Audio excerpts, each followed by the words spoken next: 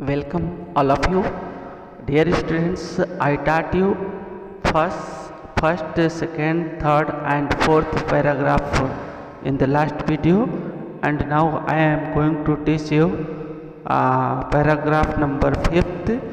So please look at the line very carefully. Viewers who are watching for the first time, please don't forget to press bell icon to subscribe my channel. First of all, I will tell you the meaning of the paragraph in Hindi and then I will explain in English. So let's start without getting late. While I was wondering about it all, while जबकि मैं was wandering विचार कर रहा था, wandering means मतलब thinking, about it all इस सब के बारे में, यानी जब मैं इस सब के बारे में विचार कर ही रहा था, M Hamel mounted his chair, M Hamel अपने कुर्सी पर आसीन हो गए, माउंटेड मीन्स बैठ गए, आसीन हो गए, sit in the chair, and in the same grave, और उसी गंभीर, ग्रेव मतलब सीरियस, एंड जेंटल विनम्र टोन सुर, और कह रहे और उसी गंभीर और विनम्र सुर में, आवाज में, which he had used to me, जिसका प्रयोग उन्होंने मेरे साथ किया था, सेड कहे, मतलब उसी जो है विनम्र और गंभीर आवाज में उन्होंने मुझसे कहा, माई चिल्ड्रेन, मेरे बच्चों, दिस इज लास्ट लेसन, यह अंतिम पाठ है, यह अंतिम अध्याय है, आई शैल गिव यू, जिसे मैं आपको पढ़ाऊंगा. Dear students, see explanation of this line in English. The narrator Franz was totally confused, and so he could not figure out what was happening that day. Just then M. Hamel told them in very serious and gentle tone that it was their lost lesson in French. Let's see the next lines. The order has come from Berlin to teach only German in the school of Alsace and Lorraine. इसमें narrator कह रहा है, बता रहा है कि ये शब्द जो है एम हैमेल के द्वारा है, जो कि कह रहे हैं, तो order has come from Berlin, Berlin से आदेश आ चुका है, टू टीच पढ़ाने के लिए, ओनली जर्मन, सिर्फ जर्मन भाषा, in the schools of Alsace and Lorraine, यानी एल्सेस एंड लॉरेन के स्कूलों में सिर्फ जर्मन भाषा पढ़ाने का बर्लिन से आदेश आ चुका है. The new master comes tomorrow, नए अध्यापक, शिक्षक कल आ रहे हैं, यानी कल आएंगे.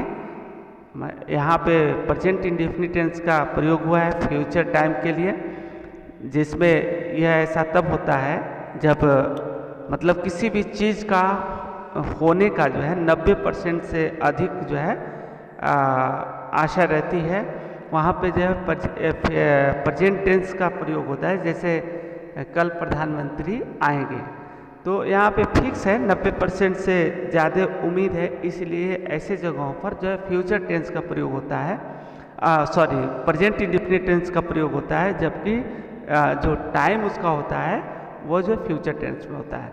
तो यहाँ पे जो है नए अध्यापक कल आएंगे या आ रहे हैं, दोनों जो है मीनिंग है.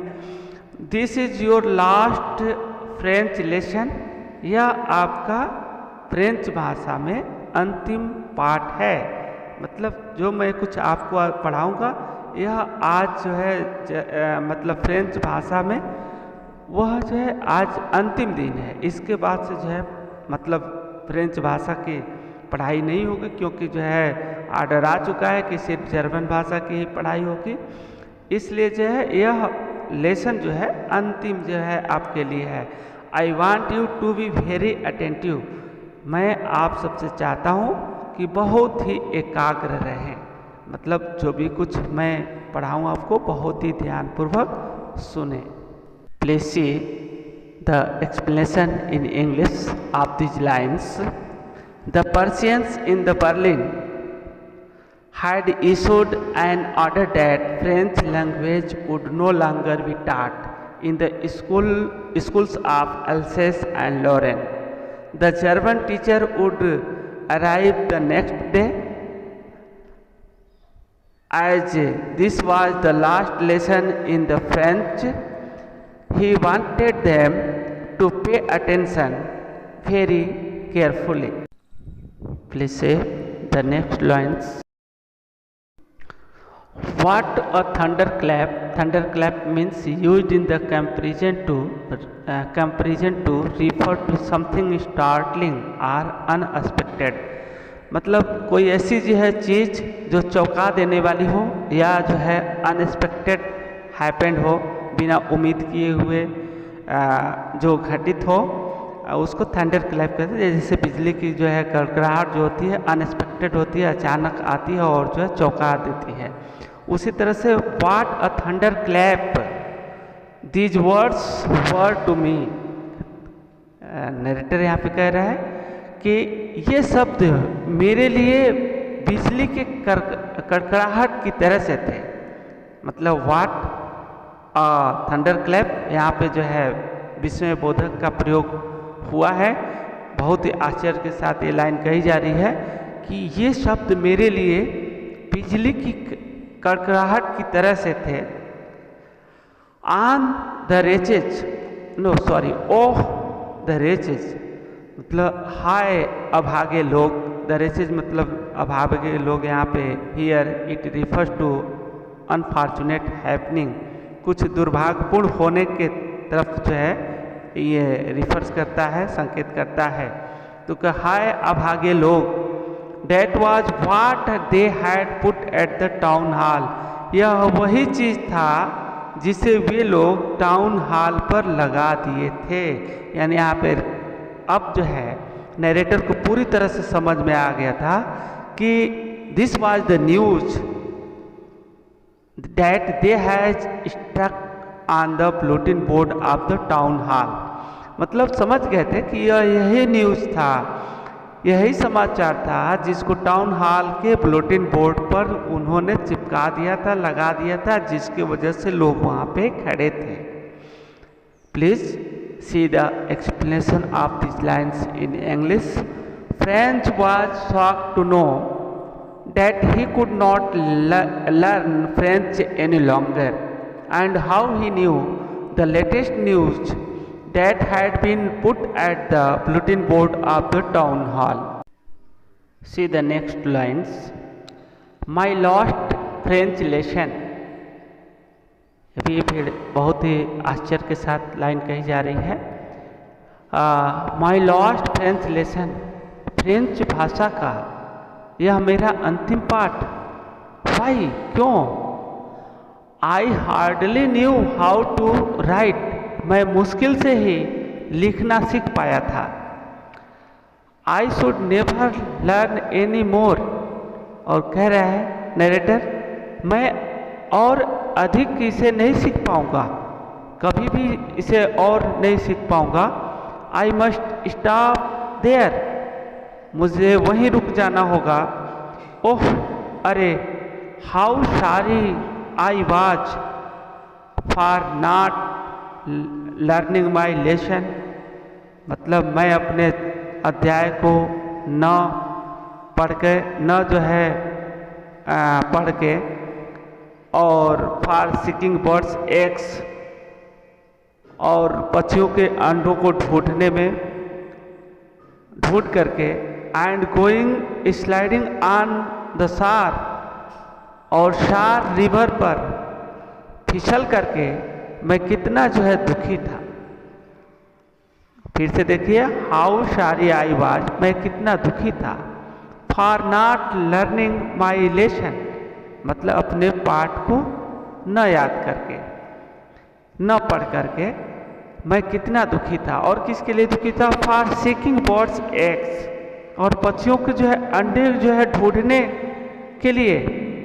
For going sliding on the सार, और सार नदी में पर हमेशा जो है लगातार फिसलते रहने के लिए, फिसलन जारी रखने के लिए मैं कितना दुखी था। मतलब यहाँ पे कहने का मतलब ये है कि यहाँ पे नरेटर बहुत ही दुखी है, क्योंकि he had wasted his times in not learning their lesson, for seeking bird's eggs, and he always engaged in sliding on the short river. So he was very regretted on this his act of wasting time. And please see the explanation of these lines in English. Franz regretted for not being serious towards his studies and for wasting his time in hunting birds, eggs, and playing in the short river. Please see the next line. My books, मेरी पुस्तकें, that had seemed, जो प्रतीत होती थी, सच अ nuisance, इस प्रकार की कंटक, burden, बोझ, अ वाइल एगो, कुछ समय पहले। कह रहा है कि मेरी पुस्तकें जो कुछ समय पहले कंटक सी महसूस हो रही थी, कंटक सी प्रतीत हो रही थी, समस्या बोझ जैसे लग रही थी, सो हैवी टू कैरी, ले जाने में, ढोने में भारी सी प्रतीत हो रही थी। माई ग्रामर, मेरा जो है व्याकरण, and my history of the saint, और मेरे संतों के इतिहास, वर ओल्ड फ्रेंड्स, पुराने मित्रों जैसे लग रहे थे। नाउ डैट, अब मैं उसे, I could not give up, मैं त्याग नहीं सकता था, मैं छोड़ नहीं सकता था। सी the explanation of this line in English. Till now French considered his books to be unwanted burden, but suddenly he starts considering them to be very best friends whom he could never leave. The writer wants to show the change in the French attitude towards study after hearing the news that he could not learn French any longer. Now please see. And M. Hamel too, the idea that he was going away, और M. Hamel भी the idea या विचार कि he was going away, वह जा रहे थे, that I should never see him again, कि मैं उन्हें कभी भी जो है पुनः नहीं देख पाऊंगा, made me forget all about his ruler and how cranky he was. मतलब कह रहे हैं कि यह विचार कि एम हमेल भी जा रहे थे और मैं उनसे कभी पुनः मिल नहीं पाऊंगा, उन्हें देख नहीं पाऊंगा। Made me forget all about his ruler, कह रहा है कि मुझे जो है यह चीज़ें बिल्कुल जो है भुला दी, किसके बारे में? उनके रूलर के बारे में, जो वह अपने हाथ में डंडा लिए रहते थे उसके बारे में। And how cranky he was, और वह कितना सनकी थे, इस बारे में वह जो है बिल्कुल भूल सा गया, कि क्योंकि वह दूसरे आइडिया में लिप्त हो गया कि वह उसे अब छोड़कर चले जाएंगे, उनसे वह कभी नहीं मिल पाएगा, फ्रेंच भाषा का अध्ययन अब वह नहीं कर पाएगा। इन सब चीज़ों में खो जाने की वजह से वह उनके रूलर और वह कितने सनकी थे इस बारे में बिल्कुल ही भूल गया। Please see the explanation of this lines in English. The news that there teacher M. Hamel was living also had similar impact on him. Friends did not want him to go away. He no longer thought the teacher to be short-tempered and strict. Thank you, dear students.